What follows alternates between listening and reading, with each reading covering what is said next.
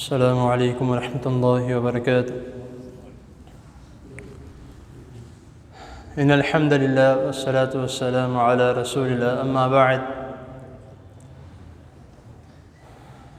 احسن الکلام کلام اللہ واحسن الہدی ہدی محمد صلی اللہ علیہ وسلم۔ حضرت محترم، رسول اللہ صلی اللہ علیہ وسلم نے مومن کو ایک دوسرے کے لیے ایک جسم کی مانند کہا کہ جب جسم کے ایک عضو میں درد ہوتا ہے تو سارا جسم بیمار پڑ جاتا ہے۔ سر میں درد ہے تو کام نہیں ہوتا، سارا جسم نڈھال رہتا ہے۔ ہاتھ میں درد ہے، ٹانگوں میں درد ہے، کہیں پر بھی ہو، سارے جسم کے لیے پریشانی بن جاتی ہے۔ اسی طرح اللہ رب العزت نے ایک مومن کو ایک جسم کی مانند کہا ہے کہ اگر ایک مومن مسلمان کسی پریشانی میں مبتلا ہے تو اس کا جو بھائی ہے وہ بھی پریشان رہتا ہے کہ پتہ نہیں میرے مومن بھائی پریشان کیوں ہے، اس کے ساتھ کیا مسئلہ ہے، کس پریشانی نے اس کو ستایا ہوا۔ تو وہ جتنی حد تک ہو سکے وہ کوشش کرتا ہے کہ میں اس کی پریشانی کو دور کروں، اس کی تکلیف کو دور کروں۔ لیکن میرے حساب سے شاید یہ والی جو حدیث ہے، میرے حساب سے آج کے معاشرے کے مطابق اگر میں دیکھوں تو یہ صحابہ کرام رضی اللہ تعالیٰ عنہم کے بارے میں ہی صرف کہا گیا، کیونکہ ہمارا آج کا مسلمان جو ہے، آج کا جو ہمارا مومن ہے، وہ اس حدیث کے اوپر پورا نہیں اتر رہا۔ جتنی مرضی کوشش ہو، اگر کوئی مثال کے طور پہ کسی کی مدد کرتا بھی ہے تو وہ صرف اور صرف الا ماشاءاللہ لوگ ایسے ہیں، سارے نہیں، میں سب کو نہیں کہوں گا، الا ماشاءاللہ لوگ بیچ میں ایسے ہیں جو صرف اور صرف اللہ تعالیٰ کی رضا کے لیے عمل کرتے ہیں، ورنہ کثیر تعداد میں لوگ جو ہیں وہ اسی طرح کرتے ہیں کہ یہاں تو دکھاوے کے لیے میرا نام بنے گا، وہ میری عزت کرے گا، یہاں تو صرف اور صرف کسی کو دکھانے کے لیے یا اس میں اپنے پوائنٹس بنانے کے لیے۔ تو ہمارا یہ عمل یا ہمارا یہ کام ہوتا ہے کہ کسی کے ساتھ کوئی پریشانی ہے تو اس نے آپ کو بھائی سمجھ کے یا آپ کو رازدار سمجھ کے اس نے کچھ بتا ہی دیا ہے تو اس کو آگے لوگوں کو بتا دیا جاتا ہے کہ فلاں بندہ پریشان ہے، اس وجہ سے پریشان، تو وہ بیچارہ اور پریشان ہو جاتا ہے کہ میں نے بس اس کو بتایا تھا، اس نے آگے لوگوں تک پہنچا دیا، اب میرا کیا بنے گا۔ خیر، میں نے تمہید اس لیے باندھی ہے، ویسے تو میری عادت نہیں ہے خبریں وغیرہ سننا یا اخبارات وغیرہ پڑھنا، لیکن آج صبح جو میں نے خبر پڑھی وہ دیکھ کر دل جو ہے وہ آنسو سے بھر آیا کہ اسرائیل نے پھر سے فلسطین کے اوپر بمباری شروع کر دی، اور جب اس نے شروع کی ہے تو ظاہر سی بات ہے وہ چین سے نہیں بیٹھے گا، تو تقریباً 173 لوگوں کو اس نے شہید کر دیا۔ اب یہ جس طرح میں نے کہا کہ اللہ رب العزت نے مسلمان کو، مومن کو ایک جسم کی مانند کہا ہے، تو ادھر میرے خیال سے شاید وہ جسم جو ہے اس کا حصہ کٹ چکا ہے جو کہ اس کو درد ہی نہیں ہو رہی۔ اگر درد ہو رہی ہوتی تو وہ لازمی اس کا کوئی نہ کوئی حل نکالتا کہ میرے جسم میں درد ہے تو میں اس کا کوئی حل نکالوں۔ ہم صرف اور صرف اسی کام میں مشغول ہیں کہ اگلا وزیر اعظم کون آئے گا، یا صرف اور صرف اسی حال میں مشغول ہیں کہ ہمارا کام کس طرح اوپر چلا جائے،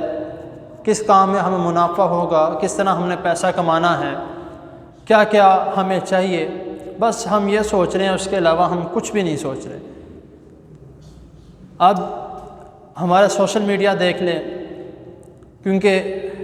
تھوڑا بہت جو ہے وہ میں بھی استعمال کرتا رہتا ہوں کچھ احادیثیں ڈھونڈنے کے لیے یا کچھ ایسی خبریں جو ہیں وہ نکالنے کے لیے جو کہ میرے درس کے ساتھ فٹ ہو سکے۔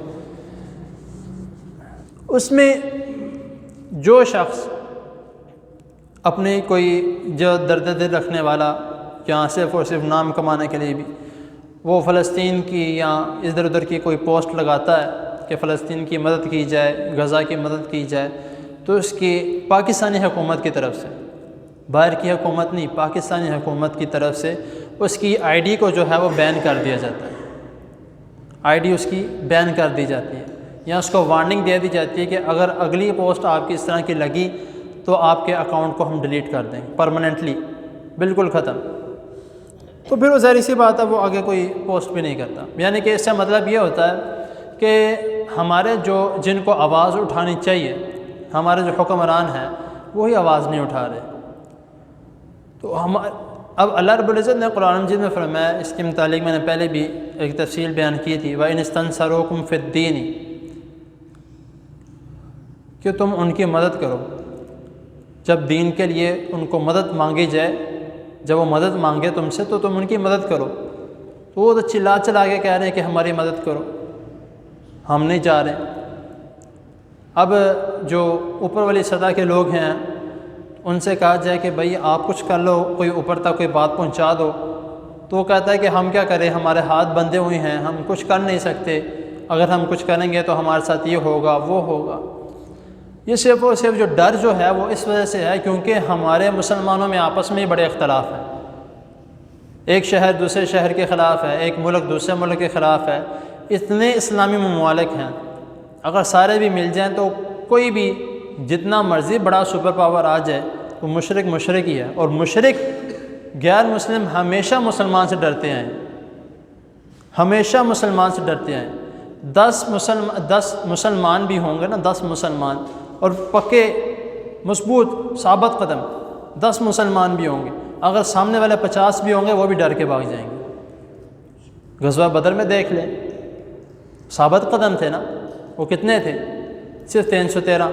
تو وہ سامنے والے کتنے تھے؟ 10,000 کا لشکر تھا وہ۔ تو وہی بات میں دوبارہ یہی کہوں گا کہ شاید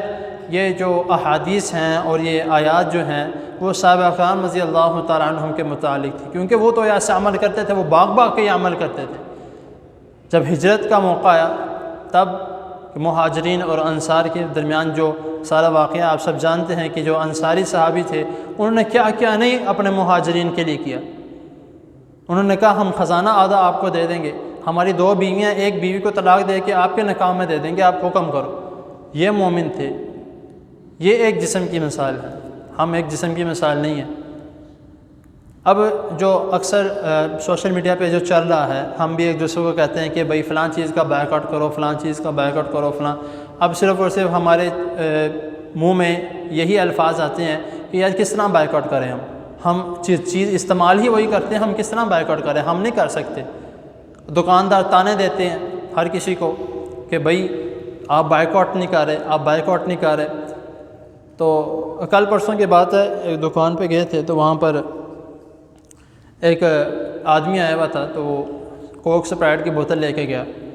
وہ کہتا ہے کہ بھائی تم ابھی بھی یہ لے رہے ہو، پاکستانی پروڈکٹ لو، وہ استعمال کرو، کوک سپرائٹ کو اس کو بائیکاٹ کرو۔ تو چھوٹا جو میرا بھائی ہے حافظ طلحہ وہاں پر تھا، کہتا ہے کہ آپ اس کو بائیکاٹ کرنے کے لیے کہہ رہے ہو، آپ وہ چیزیں منگائی نا، آپ اس کو بائیکاٹ کرنے کے لیے کہہ رہے ہو، اس کو تو پتہ ہے آپ کے پاس وہ چیز مل رہی ہے، اس نے آ کے لینی ہے، آپ وہ چیز ہی نہ منگاؤ، جب آپ کے پاس ملے گی نہیں تو آپ بھی اس چیز سے بری ہو جاؤ گے۔ لیکن میں یہ سمجھتا ہوں کہ ہم چلیں ٹھیک ہے، بڑی حد تک کوشش کرنے کے باوجود بھی اگر ہم مکمل چیزوں کا بائیکاٹ نہیں کر سکتے، لیکن ہمارے اندر یہ اختیار تو ہے کہ ہم ان کو مسلمان کی طاقت دکھا کے ان کو ڈرایا جائے۔ مسلمان کی طاقت کیا ہے کہ مسجدوں کو بھر دیا جائے، ہر نماز میں، فجر ہو، ظہر ہو، عصر ہو، مغرب ہو، عشاء ہو، مسجدوں کو کھچا کھچ بھر دیا جائے، نماز پڑھنے کی سڑکوں میں بھی جگہ نہ ملے، تب ان کو ڈر ان کے اندر پیدا ہو کہ یہ مسلمان کس طرح ایک دم سے سارے نمازوں میں شروع ہو گئے ہیں، عبادت کرنے شروع ہو گئے ہیں، یہ تو سارے اکٹھے ہو گئے ہیں۔ خدا کی قسم پرسوں جمعہ والے دن کل جمعہ والے دن میں پیچھے کی طرف چکر لگا رہا تھا، آگے بعد میں آیا تو حافظ عبید الرحمن صاحب حفظہ اللہ تعالی، ان کا تقریباً جو پہلا خطبہ ہے اس کا اینڈ تھا، مکمل ہونے والا تھا، بیٹھنے لگے تھے، تو میں نے دیکھا کہ مسجد کا جو یہ باہر والا سین ہے یہ بھی مکمل نہیں ہوا تھا۔ اب یہ ہمارے حالات ہیں، یہ ہم مسلمان ہیں، باہر والا سین بھی پورا نہیں تھا، تو ہم یہ کس طرح کیا کریں گے؟ تو پھر ظاہر سی بات ہے ان کے ساتھ جو ہو رہا ہے وہی ہے کہ ہم دیکھ رہے ہیں تمہارے ساتھ جو ہو رہا ہے، ہم بس آ رہے ہیں، بس ابھی تیار ہو رہے ہیں، ہم بس نکلنے لگے ہیں۔ روز کوئی نہ کوئی مارچ نکالا جا رہا ہے، روز کوئی نہ کوئی ریلی نکالی جا رہی ہے، روز کوئی نہ کوئی جلوس نکالا جا رہا ہے، لیکن اس کا کوئی مقصد بھی تو ہو، ان کے اوپر کوئی پریشر بھی تو ڈلے،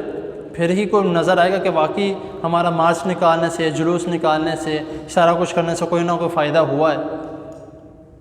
تو آپ نہ جائیں مارچ پہ، نہ جائیں جلوسوں پہ، کم از کم ہم اتنا تو کر سکتے ہیں کہ ہم نمازیں پڑھ لیں، آپس میں اکٹھ ہو جائیں، اختلاف اپنے چھوڑ دیں۔ ہمارے اختلاف بھی ختم نہیں ہو رہے، جب ہمارے اختلاف ختم نہیں ہوں گے تو پھر ہمیں انہیں توڑنا ہے۔ وہ تو یہی چاہتے ہیں کہ مسلمان علیحدہ علیحدہ ہو جائیں، ہم ان کو ایک ایک کر کے ہر طرف سے ختم کر دیں۔ وہ تو اللہ تعالیٰ کا حکم ہے کہ مسلمان قیامت تک ختم نہیں ہوں گے، تو لیکن وہ تو اپنی پوری کوشش کر رہے ہیں۔ تو ہمارا دیکھیں آگے کیا بنتا ہے، اللہ تعالیٰ سب کو اپنی حفاظت میں رکھے۔ وہی دوبارہ ایک مثال دوں گا جو پیچھے 3-4 نشستوں سے دے رہا ہوں کہ ہم ابھی تک یہی سمجھ رہے ہیں کہ ہماری ساتھ والی گلی میں ہم تک ابھی پہنچا نہیں ہے، تو اللہ نہ کرے اللہ نہ کرے اللہ نہ کرے اگر ہماری گلی میں آ گیا تو پھر بچنا مشکل ہو جائے گا۔ تو اسی لیے کوشش کرے کہ پچھلی والی گلی سے ہی اس کو واپس بھیج دیا جائے یا ادھر ہی اس کو ختم کر دیا جائے، تو پھر انشاءاللہ تعالی ہم بھی بچ جائیں گے اور پچھلی گلی والے بھی بچ جائیں گے۔ اللہ تعالیٰ کی حضور دعا ہے اللہ تعالیٰ ہمیں ثابت قدم مسلمان بننے کی توفیق عطا فرمائے، اور صحیح جس طرح صحابہ کرام رضی اللہ تعالیٰ عنہم مومن تھے، ہمیں اس طرح کا مومن اللہ تعالیٰ بننے کی توفیق عطا فرمائے۔ اللہ تعالیٰ ہم سب کو ظالم کے شکنجے سے بچا کے رکھے، ظالم کی چکی سے اللہ تعالیٰ ہم سب کو بچا کے رکھے۔ جتنے مظلوم پس رہے ہیں اللہ تعالیٰ ان کو اپنی طرف سے ان کے لیے ایسی مدد بھیج کہ وہ مشرکوں پر غیر مشرکوں پر غالب آ جائیں۔ اللہ تعالیٰ کی حضور دعا ہے اللہ تعالیٰ جو سنا ہے اس پر عمل کرنے کی، اس کو سمجھنے کی توفیق عطا فرمائے۔ جزاکم اللہ۔